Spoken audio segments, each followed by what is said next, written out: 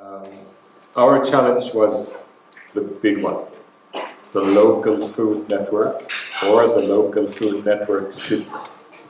We settled for the local food network system at matjorden.se to support contacts between producers and consumers of sustainable food.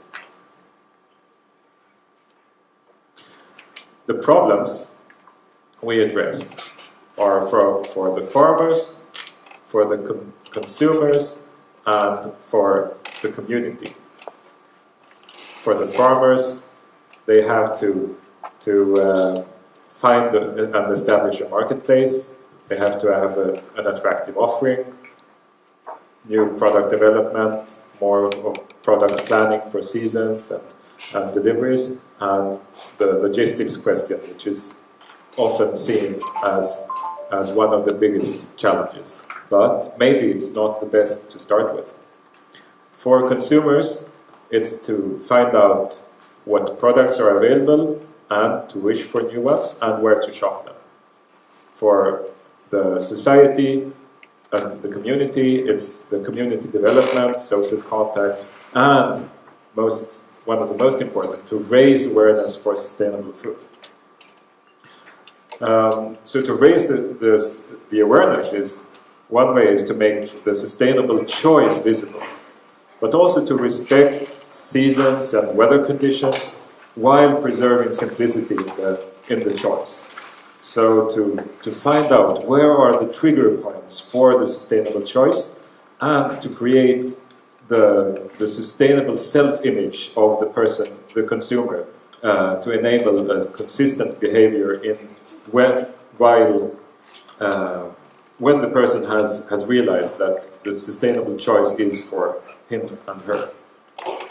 Logistics is often seen as the key point in this equation, but we find that no, we must do something else first.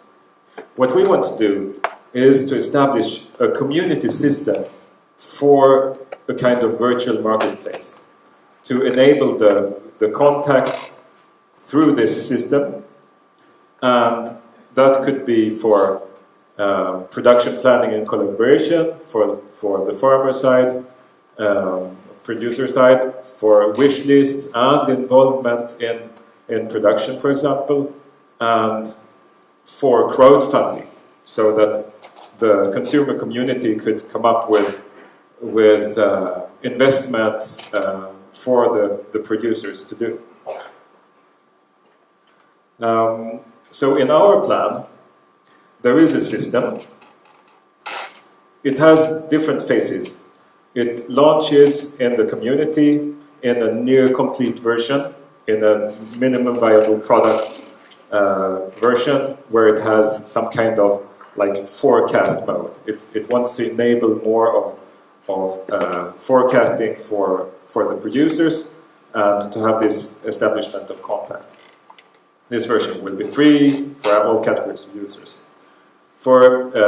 After a couple of months, it's ready for like box optimization, to have a sustainability index and life cycle analysis of the products and producers in the system, real-time harvest quantity, and some kind of feedback and rating system has to be in place.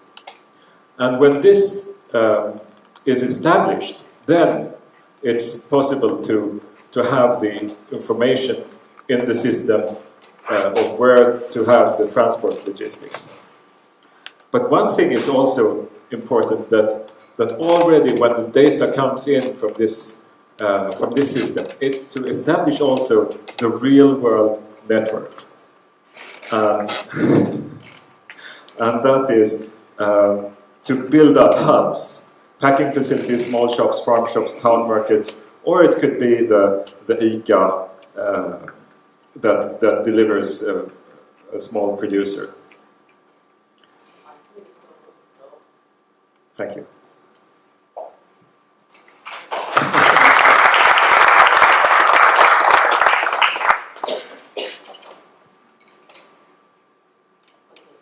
Any questions?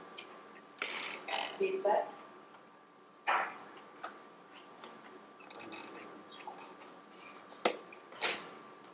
Can you sort of explain more in depth how the MVP product works, what exactly it does?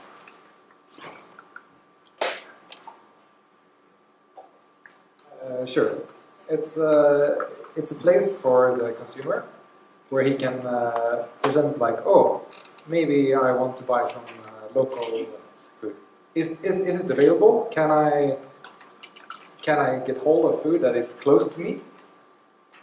And for the farmers then to say that, oh, I am producing 500 kilos of tomatoes or yeah, something like that. To be able to see the seasons as the consumer. So it's a two-sided marketplace, or it's a platform that, okay. Okay. What I find interesting about it is really that there are, I mean, Mossagot, Nostilla, and Good Eggs, there are a lot of platforms where you buy local food. Well, Nostilla not only local. But I think that what I think might be one of the changing things you could do, which you seem to be talking a bit about, is actually that you have to plan your food ahead. To say, I'd like to have corn when it's available. When is it available? Well, in 6 weeks. Okay, good. Then I'll not buy corn now. Because I think that is one of the weird things in the food market, that you can get mango in December because you can. And a good thing is to highlight that, well, you probably should wait 6 months. So I guess if you make that center of the product, I guess that's always good. Just a comment to that. What you saw, the sustainability index, which we want to have in the second version, that would be basically, we're talking about having, if the consumers buy products through this site or this community, you could have a guarantee through life cycle assessment analysis that the products you buy from there are sustainable. They don't necessarily have to be organic products, but by having sort of a common scheme for all products where you as a producer can fill in the information about the product and then have a blueprint model in the system that gives you a sustainability index, and then you use that as as a guarantee for the consumers that what they buy is in season and is thereby also sustainable, and it can also be used as a way to inform the consumers that this type of products, tomatoes, we can't produce them in October because the sustainability index is not good enough during that period of the year. One of the hard parts of this is like how long versus short term should be, like organic versus locally grown. I think that's one of the usually debates about this. Is I mean, would you buy locally grown potatoes or you want organic potatoes? And the thing is, if you think long term, you probably want organic because then you force them to go organic. If you think short term, you would buy locally grown. So I think that's usually the problem about these indices. And then another thing is what actually organic means is a big issue. Like if you're now to use nitrogen or not, or something. Yep, I have one.